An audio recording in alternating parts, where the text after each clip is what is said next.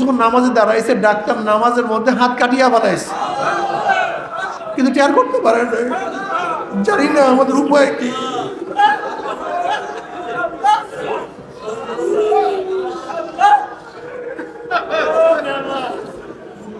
আমাদের উপায় শুধু ওই বাচ্চার মতো, আমাদের উপায় শুধু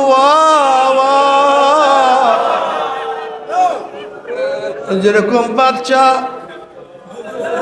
হাঁটতেও পারে না, মার কাছে জোর করিয়াও দুধ পান করতে পারে না, কিন্তু ক্ষুধা সহ্য করতে পারে না, হাত পাও নাড়ার ওয়া করে। ওই ওয়ার মধ্যে মায়ের কলবের মধ্যে এমন মহব্বত সৃষ্টি হয়ে যায়, বাচ্চা আওয়াজ করে মায়ের মহব্বত জোশ মারা শুরু করে, বাচ্চা আওয়াজ করে কাঁদে। আল্লাহ পাকের শুকর, যে মাওলাই কারীম আপনাকে আমাকে এখন পর্যন্ত হায়াতে রেখেছেন, যে মাওলাই কারীম আপনাকে আমাকে সুস্থ রেখেছেন, যে মাওলাই কারীম রোজা রাখার তৌফিক দান করছেন, যে মাওলাই কারীম সুন্দর এক পরিবেশে অবস্থান করার ব্যবস্থা করে দিয়েছেন, যে মাওলাই কারীম ইবাদত করার মতো মন মস্তিষ্কটা আপনার মধ্যে পয়দা করেছেন, আমার মধ্যে পয়দা করেছেন, আবার সুন্দর আল্লাহ ওয়ালাদের মাজলিসে কিছু সময় ব্যয় করার তৌফিক দান করছেন,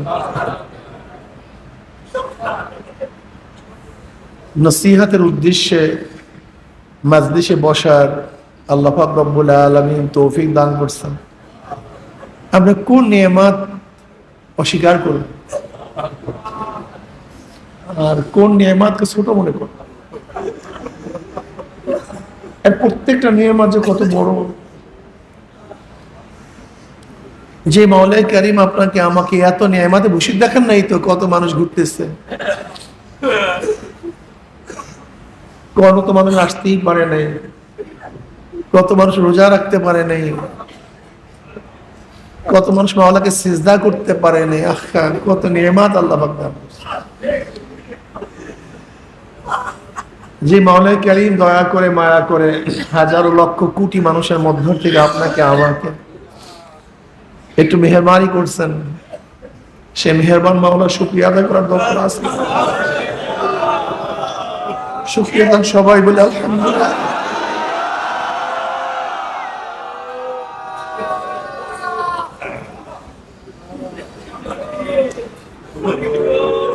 দেখেন, দুনিয়া অস্থায়ী এক জিন্দেগি, কিন্তু এটা লাগবে, প্রয়োজন, দরকার। আমাদের শায়খ মুর্শিদ নওয়ারাল্লাহু মারকাদাহু মারা বলতেন, পানি ছাড়া নৌকা চলে না, নৌকার জন্য পানি জরুরি, চলবেই না। কিন্তু খবরদার, তুমি মহাব্বত করে পানি নৌকার মধ্যে উঠায়ও না। পানি ছাড়া নৌকা চলে না, কিন্তু ভালোবেসে পানিকে নৌকার মধ্যে উঠায়ও না। তুমি যদি এই প্রশ্ন করো, যেহেতু পানি ছাড়া নৌকা চলেই না, কাজে আমি কেন পানি উঠাবো না? যদি আল্লাহ না করুক তুমি এই খোঁড়া যুক্তি দিয়ে পানিকে নৌকার মধ্যে তোলার ব্যবস্থা করে দাও, তাহলে নৌকা সহ তোমাকে সহ একদিন এই পানি তোমাকে গহীন সাগরের মধ্যে তলিয়ে দেবে। পানি ছাড়া নৌকা চলে না, কিন্তু খবরদার পানি যেন নৌকার মধ্যে না উঠে। ব্যাপারটাই ব্যাস। দুনিয়া ছাড়া আখিরাত পাওয়া যায় না। দুনিয়ায় আখিরাত কামাই জায়গা, আর দুনিয়া মাজরাতুল আখিরাহ। কিন্তু খবরদার, কম্পাসের কাটার মতো, কম্পাসের কাটা তুমি যতই ঝার্কিং দাও না কেন, নাড়াচাড়া করো না, আবার সে উত্তর দক্ষিণ, যত নাড়াও না কেন আবার উত্তর দক্ষিণ।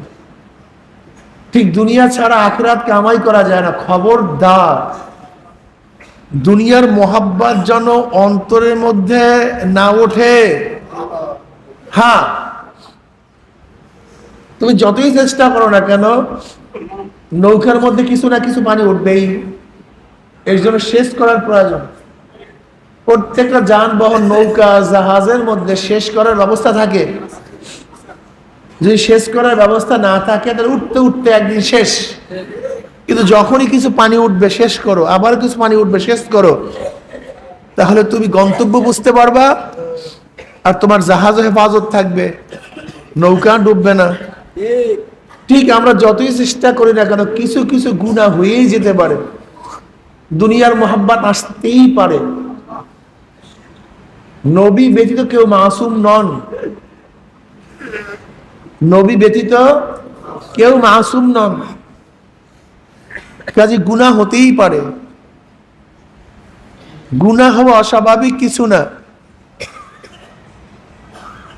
লেকিন শেষ করার অবস্থা থাকা চাই, ইস্তেগফার পড়া চাই, নেকের কাজ করা চাই, দুরূদ শরীফ পড়া চাই, লা হাওলা পড়া চাই, গুনাহ থেকে ফেরার চেষ্টা করা চাই, সাধনা করা চাই। এক আল্লাহর ওলি আল্লাহর কাছে দোয়া করে, আল্লাহ তুমি আমাকে সমস্ত গুনাহ থেকে হেফাজত করো, একেবারে আমাকে পুতু পবিত্র করে দাও, আমাকে একেবারে স্বচ্ছ করে দাও। আল্লাহ পাক বলেন, আমি যে সবাইকে স্বচ্ছই করে দিই, আমি মাগফিরাত, আমি গাফফার। এই সিফাত কার উপর প্রয়োগ করব?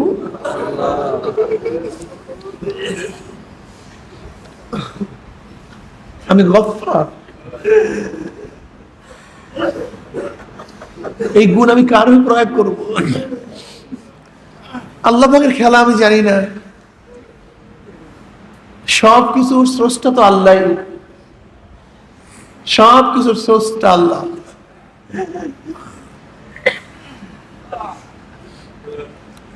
ইকিবের বলেন, রিয়া বলেন, হুব্বে যা, হুব্বে মাল, এই সব কিছু তো ব্যাস শুরুর থেকেই আছে, জন্ম লগ্ন থেকেই আছে। এটা এরকম না আমি অর্জন করছি, কেবের আমি অর্জন করি না, এটা আমার জন্মগত। রিয়া এটা আমি অর্জন করি, আমার জন্মগত। হাসাদ এটা আমি এরকম না, আমি বড় হওয়ার পরে হাসাদ শিখছি, আমি বড় হওয়ার পরে কেবের শিখছি, আমি বড় হওয়ার পরে রিয়া শিখছি। ব্যাপারটা কিন্তু আমি বড় হওয়ার পর লোভ শিখছি, ব্যাপারটা কিন্তু এরকম না। এত কঠিন মাসালা যা চিন্তাও করতে পারবে না, কত কঠিন মাসালা। এই সব কিছু কিন্তু আমার জন্মগত।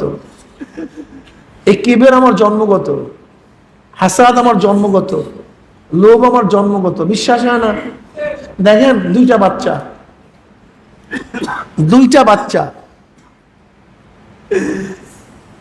একটা বাচ্চার কাছে আপনি একটা আপেল দিছেন, আর একটা বাচ্চার কাছে আপনি দুইটা আপেল দিছেন।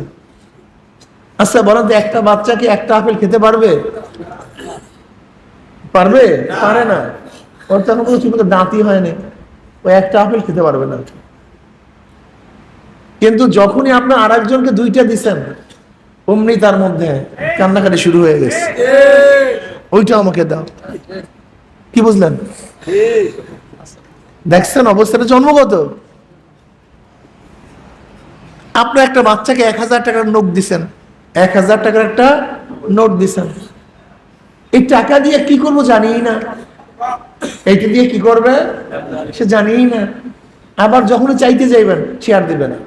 আরে ভাই, এই যে বখল, এ তো জন্মগত, এ জানিই না টাকা দিয়ে কি করবে, অথচ এখন আপনার চাইতে যান, সে আপনাকে দিবে না। একটা বাচ্চাকে দেখবেন আপনি কিছু বলছেন, কিছু করছেন, ধরেন চিমটি কাটছেন, আদর অমনি দেখে থাপ্পড় কষায় দিচ্ছে, তার মধ্যে রক্ত চলে আসছে, অথচ আপনি তাকে পাঁচার দিতে পারেন, সে খেয়ালই তার মধ্যে নেই, সে আপনাকে বাস থাপ্পড় লাগাই দিছে। আমাদের মধ্যে যতগুলি রোগ, সমস্ত রোগগুলি জন্মগত, মানুষের সাথে সম্পৃক্ত। লোভ, তেঁতুলের কথা বললেই দেখেন জিভের মধ্যে পানি আসছে, এটা আমার জন্মগত, এটা আমার সাথে সেটিং, এটা ফিটিং। এমন না যে আমি খাবার লোভ বড় হওয়ার পরে তারপরে খাবার লোভ আমার মধ্যে আসছে, ব্যাপারটা এরকম না। ভালো একটা জিনিস দেখার এই চাহিদা, এটা আমার জন্মগত, এটা ইনসানিয়ত, সব ইনসানিয়তের সম্পৃক্ত। আগুনের কাছে গেলে গরম গরম লাগা, এটা এরকম না যে আমি এটা নিজের থেকে সৃষ্টি করছি, বানাইছি। বরফের কাছে গেলে ঠান্ডা লাগা, এরকম না যে এটা আমি পরবর্তীতে নিজে অর্জন করছি, না, এটা জন্মগত, মানুষের সাথে সম্পৃক্ত। যতগুলি রোগ দেখেন এ সবই মানুষের সাথে, যৌনতা এটা মানুষের সাথে সম্পৃক্ত। তাহলে ভালো জিনিস দেখা, ভালো এই ভালো একটা শব্দ কানে লাগা, ভালো লাগতেছে, এখন এরকম না যে ভালো লাগাটা আমি নিজে অর্জন করছি, এটা আমার দেখেন না, সব কিছুই জন্মগত। এই যেগুলি আপনাদেরকে ফিরাবার জন্য বলি যে এইটা করিও না, সেইটা করিও না, সেইটা করিও না, এগুলি সবই আমি নিয়েই জন্মগ্রহণ করছি। এখন দেখেন সবকিছু স্রষ্টাকে, আল্লাহ আমাকে এইভাবেই সৃষ্টি করেছেন। ভালো একটা জিনিস দেখার আকর্ষণ, ভালো একটা চেহারা দেখার আকর্ষণ, একটা ছবি দেখার আকর্ষণ, ভালো একটা বিল্ডিং দেখার আকর্ষণ, একটা বন দেখা, দৃশ্য দেখার আকর্ষণ, সবার কাছে ভালো লাগে। এরপর আল্লাহ কি বলেন, খবরদারি করতে পারবি না। কি আজীব ব্যাপার! আল্লাহকে কে বের করতে পারবি না, রিহা করতে পারবি না, হাসাদ করতে পারবি না, হব্বে যা রাখতে পারবি না, হব্বে মাল থাকতে পারবে না। কি এক আজীব তামাশা! এখানেই খেলা, আপনাকে আমাকে বুঝতে হবে। দেখেন, যদি এগুলি আমাদের মধ্যে নাই থাকতো তাহলে নিষেধের কি আছে? আরে বেটা, আমার মধ্যে নাই, এসে আসেন, নিষেধের কি আছে? আমাদের শক্তিও নেই, বর্জনের শক্তি নেই, করানোর শক্তি নেই। যেখানে বর্জন এবং করার শক্তি আমার মধ্যে নাই, সে আদেশেরও কি আছে, নিষেধেরও বা কি আছে? আমাকে বলুন না,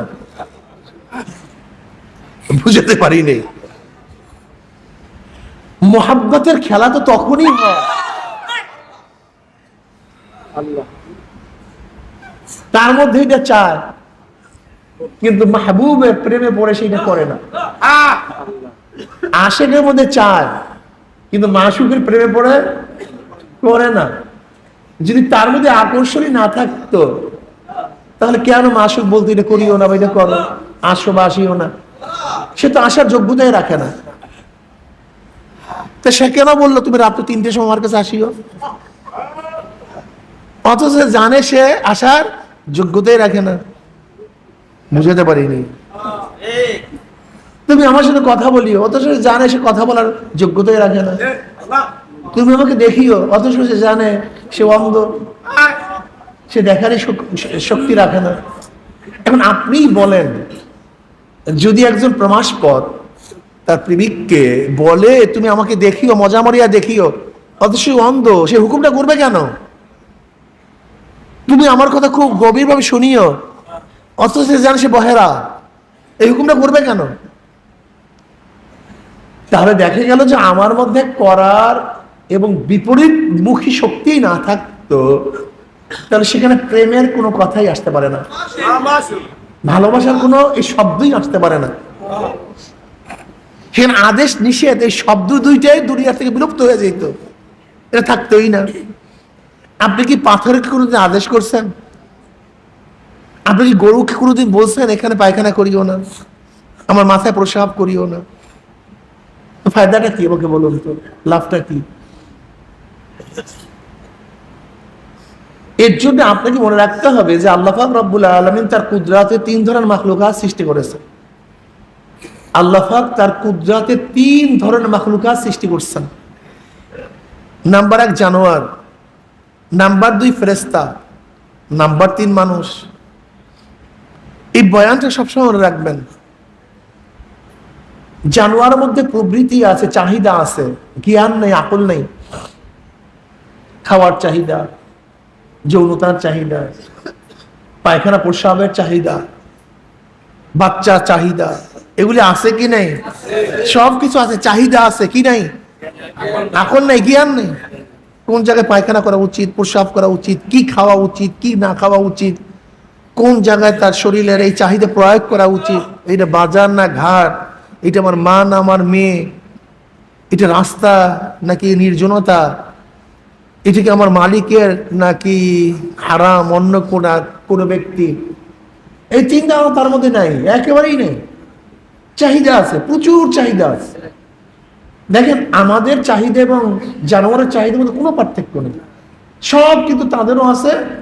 দেখেন তো আপনার চক্ষু একটু মুজিয়া, সব কিছু চাহিদা তাদের মধ্যেও আছে, আমাদের মধ্যেও আছে, ঠিক না?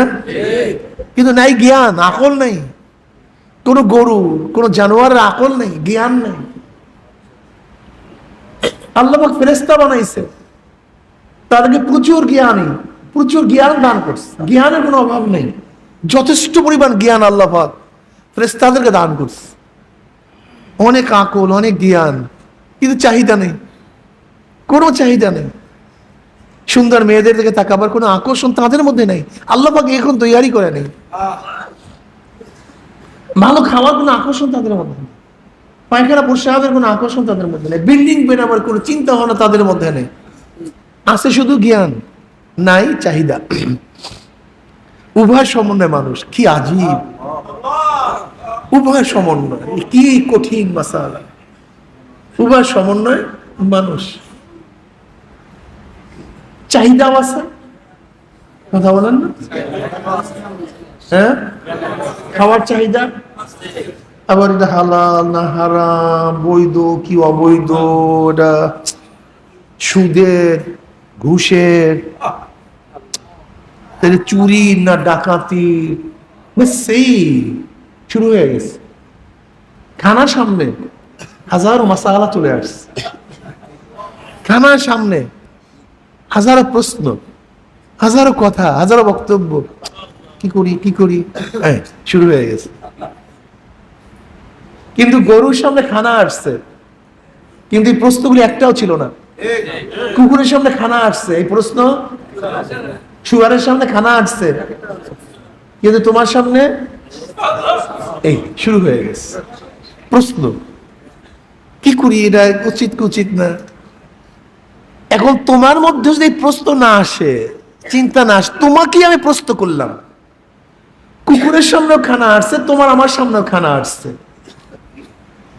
এখন কুকুর, তুমি বলছো কুকুরের কোনো প্রশ্ন নাই, সুদ না ঘুষ না হালাল না হারাম, চুরি না ডাকাতির, বৈধ কি অবৈধ, একটা প্রশ্ন কুকুর শুয়ার গরু করে নাই। তোমার মধ্যে একটাও প্রশ্ন আসে নাই। এখন আমি তোমাকেই বললাম, তোমার রূপটা এক ধরনের হোক, কিন্তু স্বভাবটা তো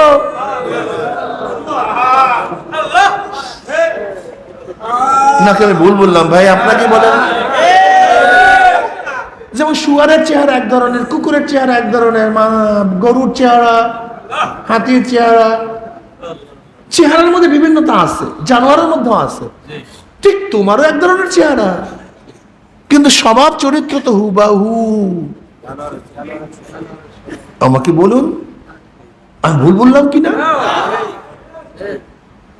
একই তো, হুবাহু এক। আমরা খুব কঠিন মাসালা, এর জন্য এক আল্লাহর ওলি বলেন,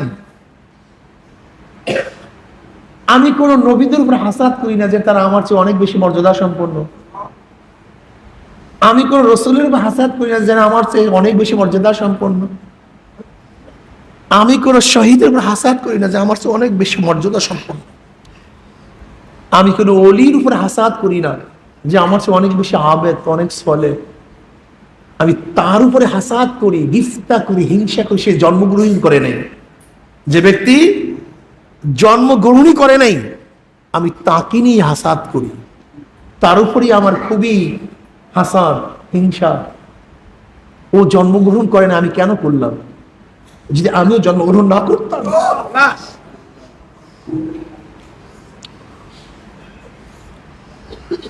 তাহলে পরীক্ষার মধ্যে পড়তাম।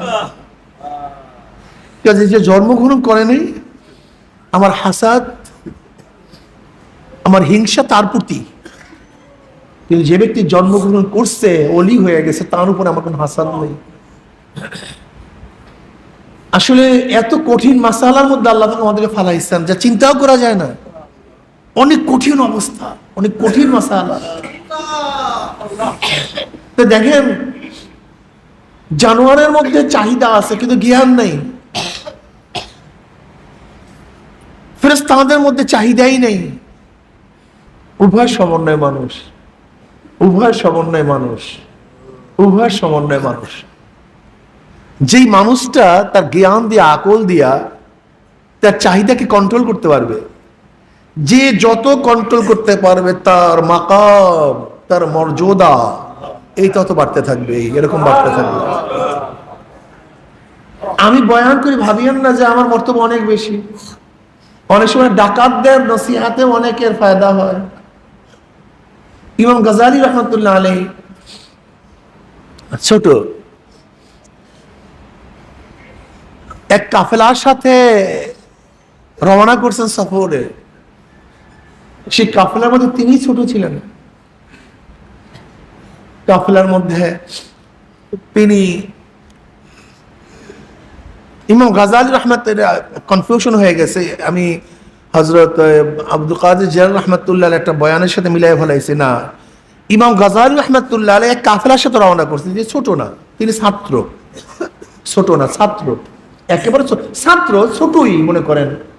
তিনি নিশাপুরে যখন এলেম অর্জন করার পরে রওনা করছেন, প্রায় কয়েক বছর পর্যন্ত উস্তাদের সাথে থাকার পরে যখন রওনা করছেন, তখন পথের মধ্যে তাকে ডাকাইতে পেয়েছে, পথের মধ্যে তাকে ডাকাইতে পেয়েছে। ডাকাত সব কিছু নিয়ে গেছে, সব কিছু, কিচ্ছু রাখে না, সব কিছু নিয়ে গেছে। এরপর উস্তাদের সামনে যে কিতাব লিখছেন, যে লিখা লিখছেন, উস্তাদের তাকরীর লিখছেন, এটা কাগজের গাঠি বিশাল কিতাব, এতদিন পর্যন্ত সাধনা করে যেগুলি লিখছেন, ডাকাতটা সেটাও নিয়ে গেছে। ইমাম গাজালি রহমতুল্লাহ আলাইহি বলেন, আহমদ ইবনে মুহাম্মদ, ওনার নিজের নাম মুহাম্মদ, মুহাম্মদ ইবনে আহমদ, ওনার নিজের নাম মুহাম্মদ, বাবার নাম মুহাম্মদ, দাদার নাম মুহাম্মদ, পরদাদার নাম আহমদ। তারপরে মাত্র 50 বছর বয়সে দুনিয়া থেকে বিদায় হয়েছে ইমাম গাজালি। 50 বছর বয়সে, মাত্র 50 বছর বয়সে দুনিয়া থেকে বিদায় হয়ে গেছেন এই সাধক, এই দার্শনিক। এখন ডাকাতকে বলতেছে যে তুমি সবকিছু নিয়ে যাও, আমার কোনো আফসোস নেই, কিন্তু এই কাগজগুলি, এই কিতাবগুলি তোমার নিয়ে লাভটা কি? তুমি যেগুলো পড়বাও না। আর আমার এতদিনের যত সাধনা সব এই কিতাবের মধ্যে, এই লিখার মধ্যে যত সাধনা, যত কিছু এতদিন সাধনা করছি সব এখানে লিখে রাখছি, এগুলো নিয়ে তোমার লাভটা কি? এবার ডাকাতের সর্দার অর্থ হাসি দিছে, খুব দার্শনিক, খুব পারদর্শী, তোমার মধ্যে আর একটা মূর্খের মধ্যে পার্থক্যটা কি?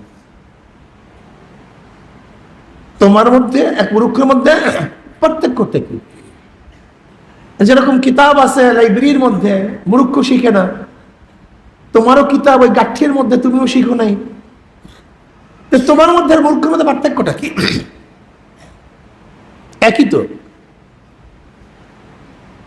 নিজেকে খুব জ্ঞানী দাবি করতেছ, কথাটা লাগছে, আর কিছু না, না তোমার এই গাঠি। ইমাম গাজালি রহমতুল্লাহ চিন্তা করছেন, আসলে তো কথা সত্য, লাইব্রেরির মধ্যে তো কিতাবের অভাব নাই, কিন্তু আমি কি শিখলাম? একটা ডাকাতের নসিহত তার মধ্যে লাগছে।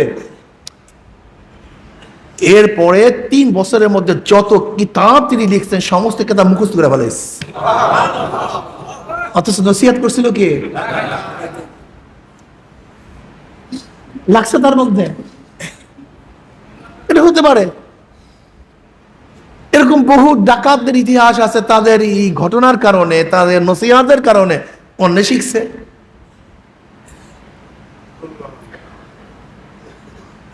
একদল ডাকাত ডাকাতি করার জন্য বাহিরে বের হইছে, ডাকাতি করবে রাত্রে, কিন্তু এমন জায়গায় চলে গেছে ডাকাতিও মেলে নেই, মৌকাও মেলে নেই, আর থাকারও জায়গা নেই। এখন কি করবে? থাকার তো জায়গা নেই। এক বাড়ি থেকে বলতেছে, আমরা একদল মুজাহিদ, আল্লাহর প্রতি যুদ্ধ করার জন্য, জিহাদ করার জন্য আসছি, কিন্তু পথ ভুলে আমরা এদিকে চলে আসছি, কাফেলার থেকে বিচ্ছিন্ন হয়ে গেছি। ওই মুসলমান মোমেন মুজাহিদ আসছে, এটা সবচেয়ে শ্রেষ্ঠ, সবচেয়ে দামি। আমার চেয়ে বড় কপালওয়ালার কেউ নেই। একেবারে ডাকাতের দল, মুজাহিদ ভেসে যারা আসছে তাদেরকে সম্মান, ইজ্জত, বিছানা, বাস সেরকম আপ্যায়ন, খাসি জবাই, বাস সর্বোচ্চ আপ্যায়ন করছে। ডাকাতের দল চিন্তা করছে খুব ভালো মৌকা পেয়েছি, খাদ্যের ব্যবস্থা হয়েছে, শোয়ার ব্যবস্থা হয়েছে, সবকিছু থাকার ব্যবস্থা হয়েছে, সম্মান ইজ্জতও পেয়ে গেছি। যে ব্যক্তি তাকে আশ্রয় দিছে ওই ব্যক্তির সন্তান ছিল বিকলাঙ্গ, হাঁটতে পারত না, বিকলাঙ্গ। এখন মুজাহিদদেরকে খাওয়াইছে ওই ব্যক্তি। তাই মুজাহিদরা যে হাড্ডি কাটা চাবাবার করে রাখছে, ওই ব্যক্তি চিন্তা করছে মুজাহিদদের মুখের লালাই হাড্ডির মধ্যে আস, এই কাঁটার মধ্যে আস। সেই হাড্ডি কাটাগুলি নিয়ে সেই বিকলাঙ্গ বাচ্চা সমস্ত শরীরের মধ্যে মালিশ করছে, সুন্দর মতো মালিশ করছে। আল্লাহর কি কিসমা, সন্তান ভালো হয়ে গেছে। সন্তান কি হয়ে গেছে? ভালো হয়ে গেছে। মুজাহিদরা বিশ্রাম করার পর যখন উঠছে, এবার ওই ব্যক্তি কাঁদতে কাঁদতে তার সন্তানকে সামনে নিয়ে আসছে। বলে আমার বাচ্চাটা বিকলাঙ্গ ছিল, হাঁটতে পারতো না, বিছানায় থাকতো, কিন্তু আপনারা মুজাহিদ। আমি চিন্তা করলাম আল্লাহর পথে সৈনিক আপনারা, আপনাদের হাড্ডি কাটা যেগুলো আপনাদের লালাযুক্ত, এই লালাযুক্ত হাড্ডি কাটাগুলি আমার সন্তানের শরীরের মধ্যে মালিশ করার পর আল্লাহ পাক রব্বুল আলামিন আমার সন্তানকে ভালো করে দিয়েছেন। এবার মুজাহিদ দল কান্না শুরু করছে, কাঁদতেছে, বলে দেখেন আসলে আমরা মুজাহিদ না, আমরা একদল ডাকাত। কিন্তু আল্লাহ পাকের নিজামটা কি? ইন্নাল্লাহ লা ইয়ানজুরু ইলা সুওয়ারিকুম ওয়া আমওয়ালিকুম ওয়ালাকিন ইয়ানজুরু ইলা নিয়্যাতিকুম ওয়া কুলুবিকুম। নিশ্চয়ই আল্লাহ পাক রব্বুল আলামিন মানুষের বাহ্যিক চেহারার দিকে তাকান না, মালের দিকে তাকান না, শান শওকাতের দিকে তাকান না, গাড়ি বাড়ির দিকে তাকান না, বাহ্যিক তার মান উঁচা মাকামের দিকে তাকান না। ওয়ালাকিন ইয়ানজুরু ইলা নিয়্যাতিকুম ওয়া কুলুবিকুম। আল্লাহ পাক রব্বুল আলামিন সব সময় বান্দার কলব এবং নিয়তের দিকে তাকায়া থাকেন। তুই কেন করতেছ? উদ্দেশ্যটা কি? কারণটা কি?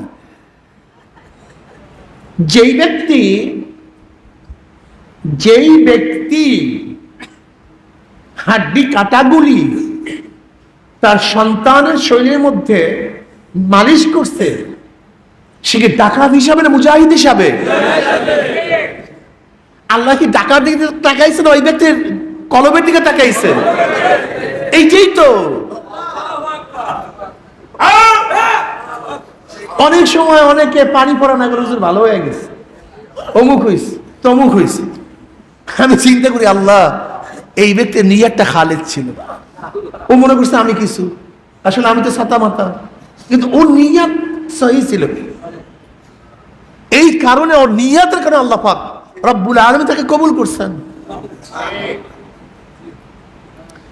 দেখেন নিয়ত এত কঠিন এবং নিয়তই সব।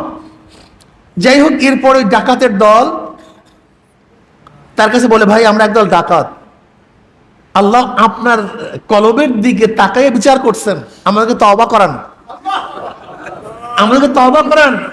ওয়াদা করলাম আর কোনদিন ডাকাতি করব না। যেই মাওলা পাক রব্বুল আলামিন মুজাহিদের কারণে আপনাদের বাচ্চাদেরকে, সন্তানদেরকে আল্লাহ পাক সুস্থ করে দিয়েছেন, যদি আজকে মুজাহিদ হতাম তাই না জানি আল্লাহ পাক রব্বুল আলামিন আমাদের মাকাম কত উঁচা করিয়া দিতেন। নিয়তকে সহি করেন, নিয়তকে ভালো করেন। আসলে ভাই আমি যা দেখছি গবেষণায় সবে কলব, ওই একদিন ঘটনা বলতেছিলাম কিন্তু শেষ পর্যন্ত বলা হয় নাই। নবী আলাইহিস সালাতু ওয়াস সালাম বসা, সাহাবারাও তার সাথে ছিলেন। জমানার ফিরআউন আবু জাহিল্লা নবী আলাইহিস সালাতু ওয়াস সালামের কাছ থেকে রওনা করছে, বলছে মোহাম্মদ তোমার চেহারাটা এত খারাপ, এত কুৎসিত, বলেন না নাউযুবিল্লাহ। নবী আলাইহিস সালাতু ওয়াস সালাম বললেন, হ্যাঁ আপনি ঠিকই বলছেন, আপনি ঠিকই বলছেন। কিছুক্ষণ পর আবু বকর সিদ্দিক রাদিয়াল্লাহু তাআলা সেখানে আসছেন। তিনি জানেন না যে আবু জাহেল এই কথা বলছে। আয়েশা বলছে, ইয়া নবী আল্লাহ, আপনার চেহারা এত উজ্জ্বল, এত সুন্দর, এত আকর্ষণীয়, এত চন্দ্রের চেয়ে উজ্জ্বল। নবী আলাইহিস সালাতু ওয়াস সালাম বললেন, তুমি ঠিক বলছ। সাহাবারা চিন্তা করলেন, প্রশ্ন করলেন যে একজনও বলছে তোমার চেহারা খারাপ, নবী বললেন ঠিকই বলছেন। আবার আবু বকর জানেও না, সে বলছে তোমার চেহারা এত সুন্দর, নবী বললেন ঠিকই বলছেন। সাহাবারা, ইয়া নবী আল্লাহর ভেদটা কি আমরা তো বুঝলাম না, এর কারণ না আমরা একই জায়গায় বসা করে। দেখো, মানুষের অন্তরের ছাপ তার চোখের মধ্যে পড়ে। এই বয়ানটা মনে রাখা তাই খুব চমৎকার একটা ঘটনা। দেখো, মানুষের কলবের ছায়া ছাপ তার চোখের মধ্যে পড়ে। যেরকম আপনি যদি রঙিন চশমা পরেন, লাল চশমা পরেন, দুনিয়া সব দেখবেন লাল, আসলে দুনিয়া লাল না, আপনার চশমা লাল।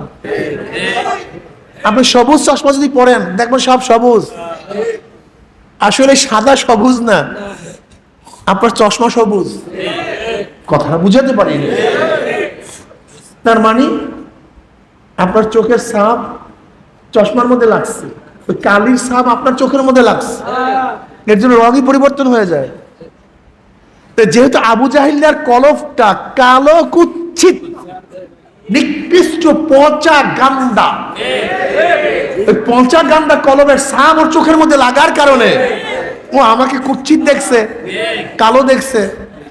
আর আবু বকরের কলবটা সাদা, স্বচ্ছ, পরিষ্কার, এর জন্য ওর ছাপ চোখের মধ্যে রাখছে, আমাকে পরিষ্কার দেখছে। বুঝাতে পারিনি কি হাজারো মাসালার জবাব হয়েছে কি হয় নাই? কুঠি মাসালার জবাব পাইছেন কি পান নাই?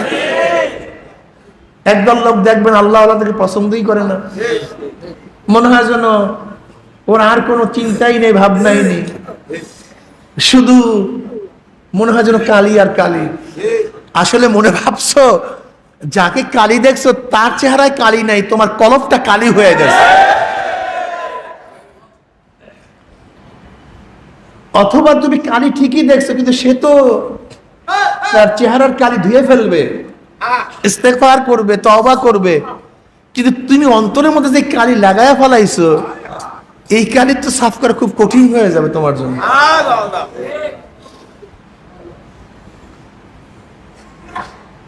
তিনজন ব্যক্তি একই সাথে রওনা করছে আল্লাহর ওলির দরবারে। ইবনে সাক্কা, আব্দুল কাদের জিলানী রাহমাতুল্লাহ আলাইহি, আর একজন ব্যক্তি, তিনজন এক নাম করা বুজুর্গর কাছে দেখা করার জন্য, সোহবাত উঠাবার জন্য রওনা করছে। পথিমধ্যে ইত্তেফাক সবার সাথে সবার মোলাকাত হয়ে গেছে। কয়জন ভাই? যেরকম হয় না এরকম, আপনারা খেলাঘাট আসছেন, চরমনায় আসবেন, অনেকে চরমনায় আসবে, কয়জন ভাই? যাবো চরমনায়, এরকম হয় না পথের মধ্যে? স্টেশনে বসে দেখা হয় না? কয়জন ভাই? কইলে আমি যাবো অমুক বুজুর্গের কাছে দেখা করার জন্য। কইলে আপনি যান কই? কইলে অমুক বুজুর্গের সাথে দেখা করার জন্য। কইলে আপনি? কইলে আমিও তো ওখানে যাবো। তিনজন একসাথে হয়ে গেছে। কইলে ভালোই তো, একই সাথে যেতে পারবো সেই বুজুর্গের সোহবাত ইখতিয়ার করার জন্য। চলেন যাই। পরিচয় হওয়ার পর আবার একে অপরকে জিজ্ঞাসা করে না, ভাই আপনি যান কেন, আপনি যান কেন, জিজ্ঞাসা করে না? কি ভাই আপনি যান কেন? আব্দুল্লাহ ভাই আপনি যান কেন? ভাই আমি গরিব, অসচ্ছল, ক্ষুধার্ত, টাকা পয়সা নেই। সে বুজুর্গ মানুষ, দেখে একটু দোয়া করাই, যদি আল্লাহ পাক তার দোয়ার বরকতে আমাকে কিছু সচ্ছলতা দান করে। ভালো একটু রিজিকের ব্যবস্থা আল্লাহ পাক করে দেন, এই জন্য রওনা করছি। ইবনে সিক্কাকে জিজ্ঞাসা করছে তুমি যাও কেন? বলে তার এলেমের পরীক্ষা করার জন্য। খালি বুজুর্গই না পেটের মধ্যে কিছু আছে? এটা আছে, এলেম টেলেম আছে নাকি খালি বুজুর্গ বুজুর্গ ভাব? একটু এলেমের পরীক্ষা করার জন্য যাইতেছে। এবার আব্দুল কাদের জিলানী রাহমাতুল্লাহর কাছে বলেন আপনি যান কেন? বলে আমি যাই ভাই আমি আল্লাহর পথে অগ্রসর হওয়ার জন্য। আল্লাহর ওলি দেখি তার সোহবাত দিকে আল্লাহ ওয়ালা হওয়া যায় কিনা, মাওলাকে পাওয়া যায় কিনা, দ্বীনের পথে অগ্রসর হওয়া যায় কিনা। আমি সেই দ্বীনের নিসবতে তার কাছে যাইতেছি, আল্লাহকে পাওয়ার জন্য তার কাছে যাইতেছি। তিনজন গেছে। আল্লাহ পাকের কৃষ্ণা ইলহামের মাধ্যমে আল্লাহ পাক রব্বুল আলামিন থেকে আগেই জানাই দিয়েছেন তার উদ্দেশ্য কি, কার কি উদ্দেশ্য। তিনজন একই সাথে, যেহেতু একই সাথে পথের মধ্যে একটা সম্পর্ক হয়েছে, একই সাথে হযরতের সাথে দেখা করার জন্য গেছে। এবার হযরত বলছে তুমি আসছো তোমার একটু রিজিকের বরকতের জন্য, দুনিয়াতে স্বাচ্ছন্দ্য থাকার জন্য। আমি তোমার জন্য দোয়া করতেছি, আল্লাহ পাক রব্বুল আলামিন তোমাকে ভরপুর রিজিক দান করবে। ইবনে সিক্কা তুমি আসছো আমার ইলম পরীক্ষা করার জন্য, প্রশ্ন করবা। তুমি এই কয়টা প্রশ্ন নিয়ে আসছো না, প্রথম প্রশ্ন এই তার জবাবে, তোমার দ্বিতীয় প্রশ্ন এই তার জবাবে, তোমার তৃতীয় প্রশ্ন এই তার জবাবে, তোমার অমুক প্রশ্ন এই তার জবাবে। কিন্তু আমি তোমার কপালের মধ্যে কুফুরের চিহ্ন দেখতেছি, তোমার কপালের মধ্যে আমি কুফুরের চিহ্ন দেখতেছি। তুমি ঈমান নিয়ে দুনিয়া থেকে বিদায় হতে পারবা বলে আমার মনে হয় না। আর তুমি আসছো দ্বীন শিখার জন্য, আল্লাহকে পাওয়ার জন্য। তোমার এমন একদিন আসবে, এমন একদিন হবে তোমার যে তুমি বাগদাদের মেম্বারে বসিয়া জোশের সাথে বলবা গোটা দুনিয়ার ওলিদের কাঁধের উপর আমার পাও, আল্লাহ পাক রব্বুল আলামিন তোমাকে সেই মাকামে পৌঁছায় দেবে। আব্দুল কাদের জিলানী আহমদ তখন কিন্তু ছোট ছিলেন, তিনি বড় নাম, তাকে তখন কেউ চিনতও না। আল্লাহর কি কৃষ্ণা হুজুর তিনজনের জন্য তিন ধরনের মন্তব্য করলেন।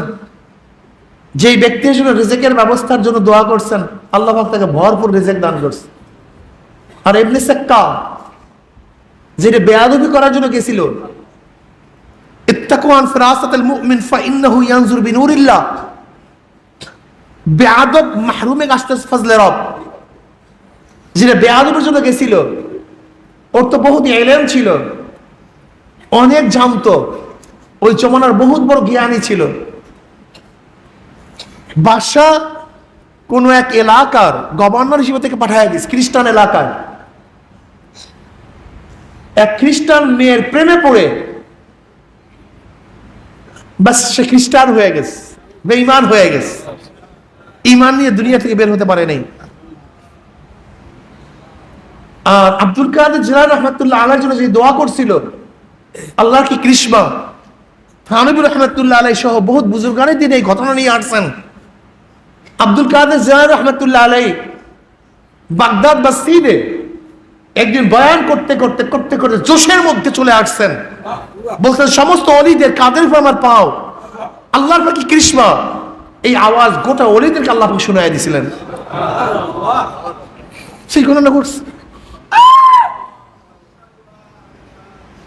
মনকে সাফ করেন, কলবকে পরিষ্কার করেন,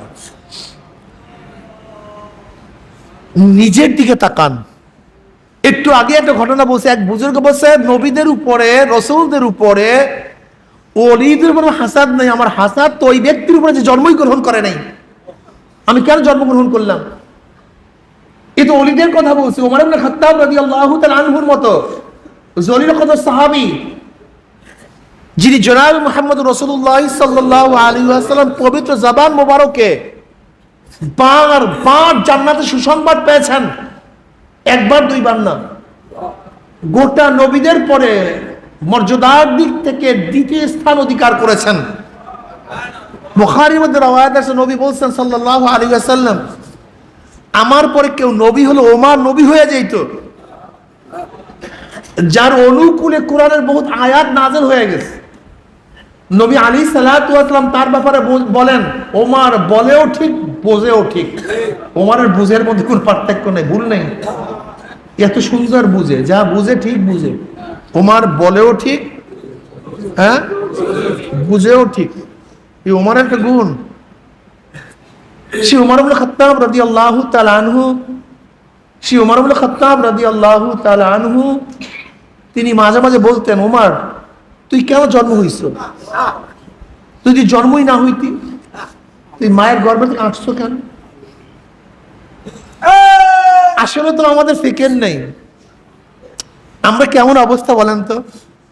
আমি আপনাদের দিকে তাকায় বয়ান করতেছি, আমার নজর সামনের দিকে, পিছনে একটা সাপ ফানা ধরে আছে, আমি আপনাদের সাথে বয়ান করতেছি, হাসি করতেছি, খেলা করতেছি, আমার মধ্যে কোনো টেনশন আছে? না থাকার কারণটা কি? কথা বলেন না কেন? দেখি নাই, চিন্তা নাই, ভাবনা নাই। যদি দেখতাম, খেয়াল করতাম, মুহূর্তের মধ্যে সব শেষ।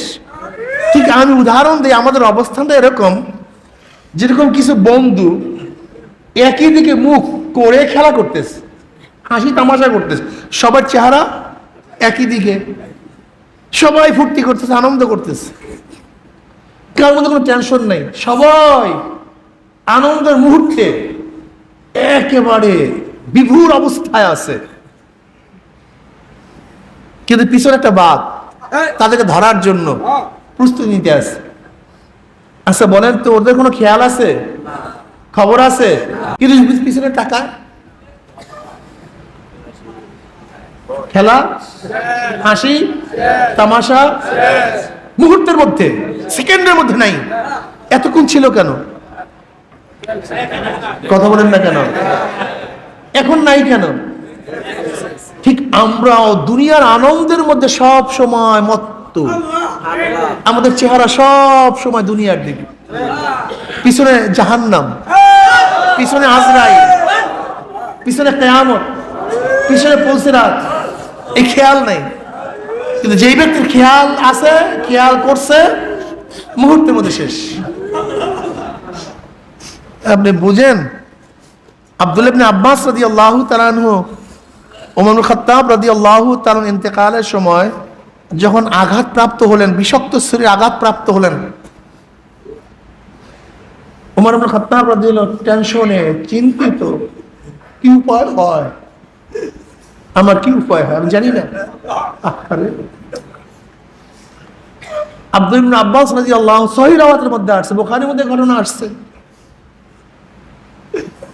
বলতেছেন আপনি তো ওই ব্যক্তি যখন সবাই ইসলামকে প্রত্যাখ্যান করছে, যখন 39 জন মুসলমান হয়েছেন, তখন তো ওমর ইবনে খাত্তাব রাদিয়াল্লাহু তাআলা আনহু মুসলমান হয়েছেন। তিনি 40 পূরণ করছেন ইসলাম গ্রহণ করার পরে। আসমা রাদিয়াল্লাহু তাআলা আনহা, নবী আলাইহিস সালাতু ওয়াস সালামের শালী, আবু বকর রাদিয়াল্লাহু তাআলা আনহুর মেয়ে, সে তো 17 জন যখন মুসলমান, তখন মুসলমান হয়ে গেছে। এদের হালাত কত সুন্দর, কত, আসলে এগুলি মাঝে মাঝে আমাদেরকে অনেক পীড়া দেয়। আমরা কি হইলাম?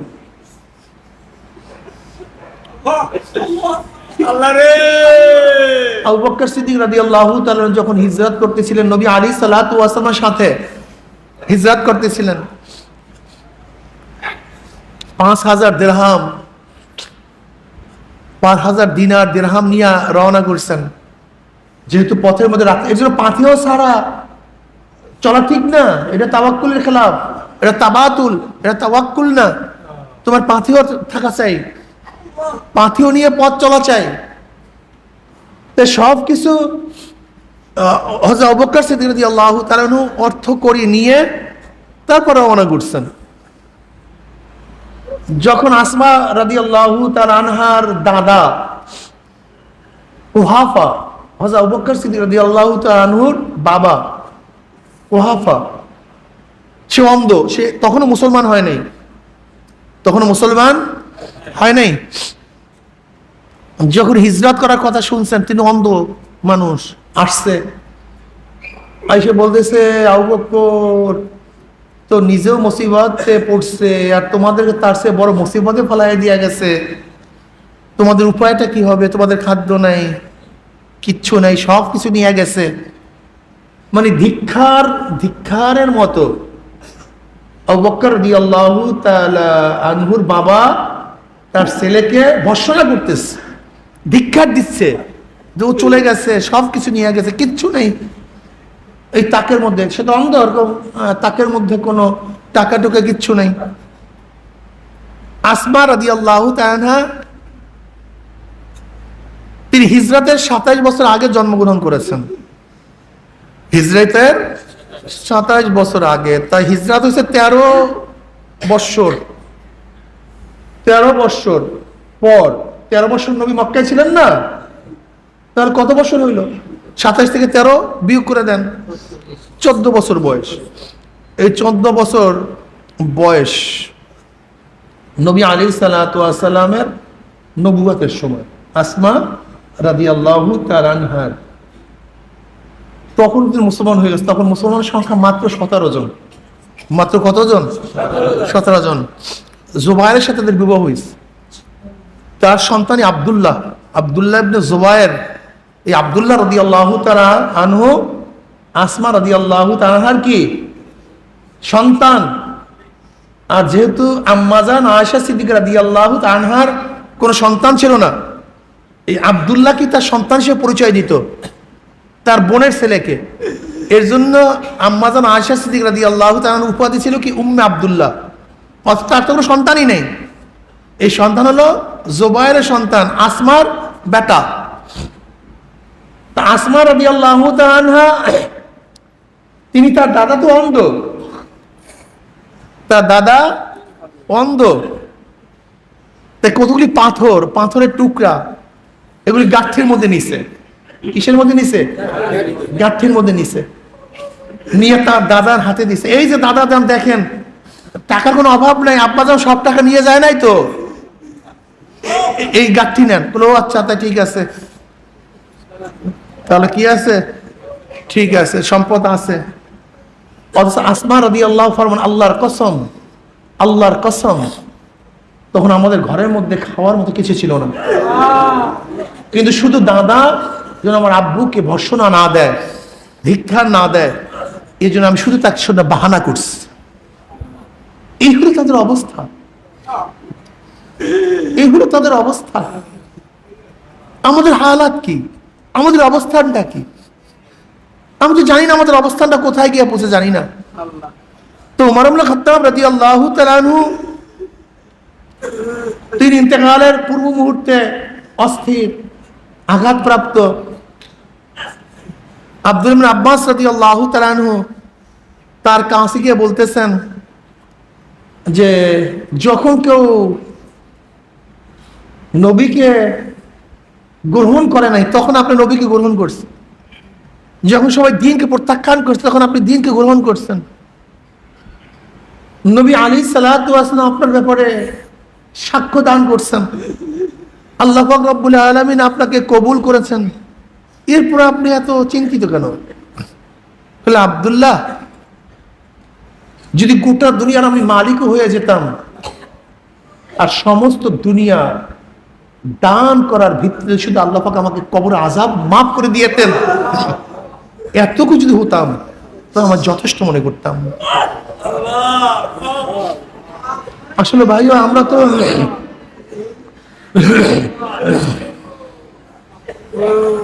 আমরা জানি না আমাদের অবস্থানটা কি। আসলে মূল ব্যাপারটা আমরা তাকাই না,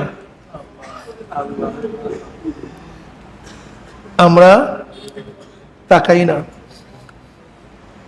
দেখেন পথ অনেক দূর, পিছনের দিকে তাকাইলে মনে হয় অনেক দূর অগ্রসর হয়েছে, কিন্তু সামনের দিকে তাকাইলে মনে হয় অনেক বাকি, পথ অনেক। এরপর অবস্থাটা কি জানি না, ভবিষ্যতের অবস্থাটা কি জানি না। আজকে নামাজ পড়ি, জানি না ভবিষ্যতে নামাজ পড়তে পারবো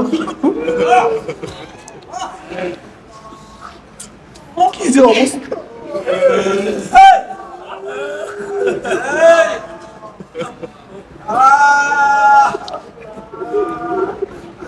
এই রাস্তা অনেক কঠিন, অনেক জটিল।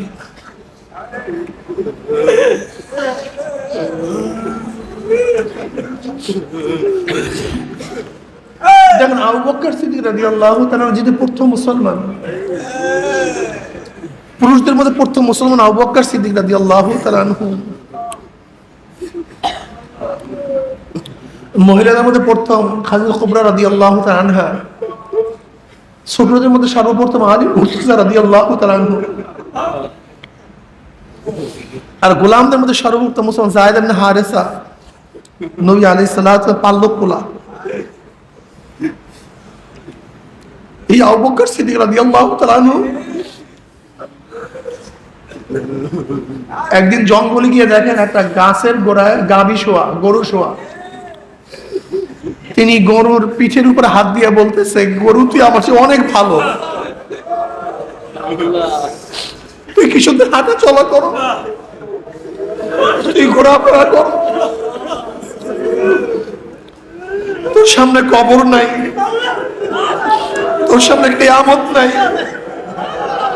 মিজান নাই, উসরাত নাই।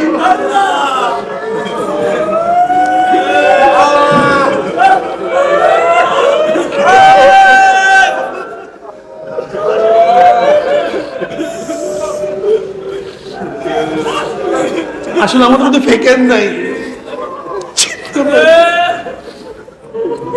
ভাইও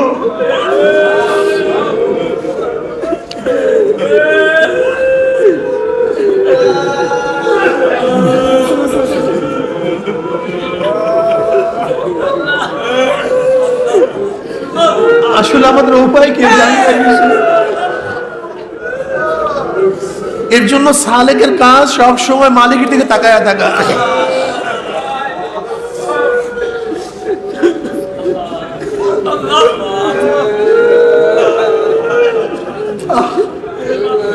পথ ছাড়িও না, এই পথে ভাঙ্গা, এই পথে কাটা, এই পথে বিপদ, কিন্তু মাসুক তো পারে, পানি দিতেই হবে।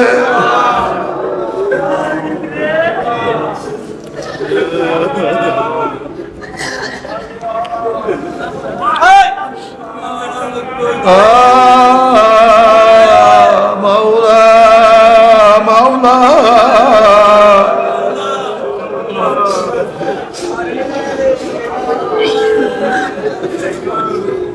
যখন আজান হয়ে যাইত আম্মা জামা আয়েশা সিদ্দিকা রাদিয়াল্লাহু ফরমান, আমিও নবীকে চিনতাম না, নবীও আমাকে চিনতো না। মাশিকের দরবারে, মালিকের দরবারে হাজির, তাদের কত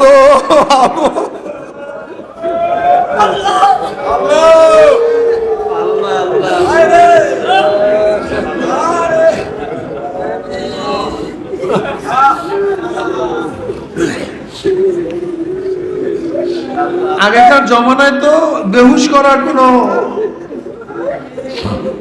ঔষধ ছিল না, এনেস্থেটিয়া ছিল না কেউ।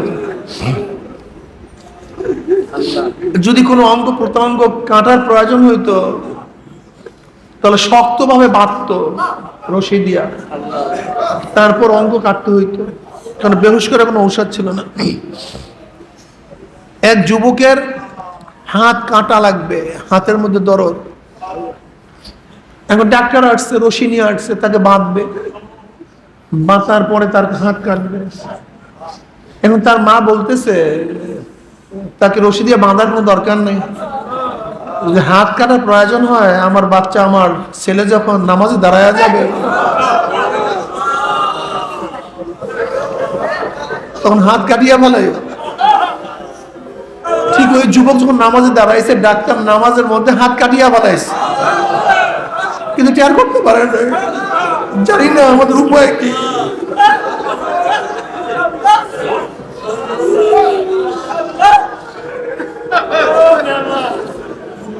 আমাদের উপায় শুধু ওই বাচ্চার মতো,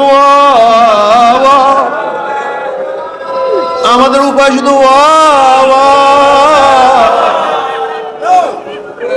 যেরকম বাচ্চা হাঁটতেও পারে না, মার কাছে জোর করিয়াও দুধ পান করতে পারে না, কিন্তু ক্ষুধা সহ্য করতে পারে না। হাত পাও নাড়ার ওয়া করে, ওই ওয়ার মধ্যে মায়ের কলবের মধ্যে এমন মহব্বত সৃষ্টি হয়ে যায়, বাচ্চা আওয়াজ করে মায়ের মহব্বত মধ্যে জোশ মারা শুরু করে, বাচ্চা আওয়াজ করে কাঁদে আর মায়ের বুকের মধ্যে জোশ মারা শুরু করে।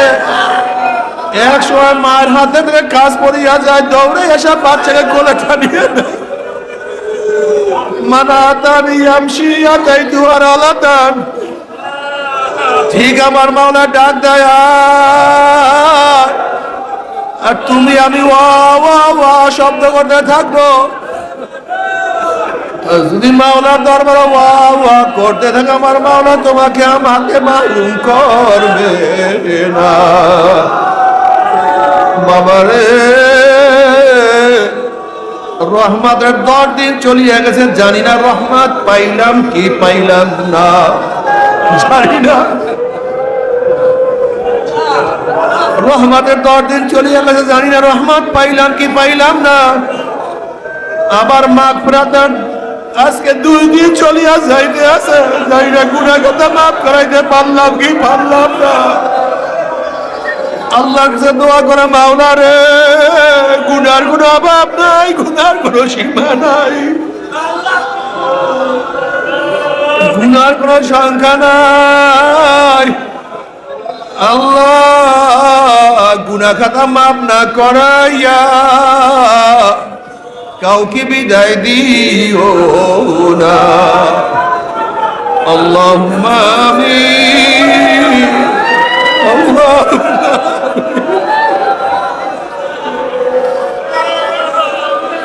আমার পর্দালে মা বোনেরা 2 হাত তুলিয়া মাওলানা ভাই কান্দো।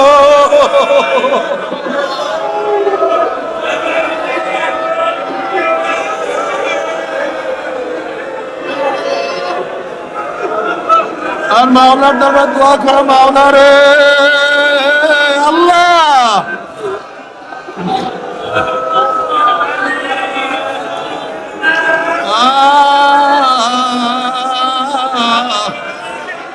মাওলা, এই গুনাহ খাতা মাফ করিয়া দাও।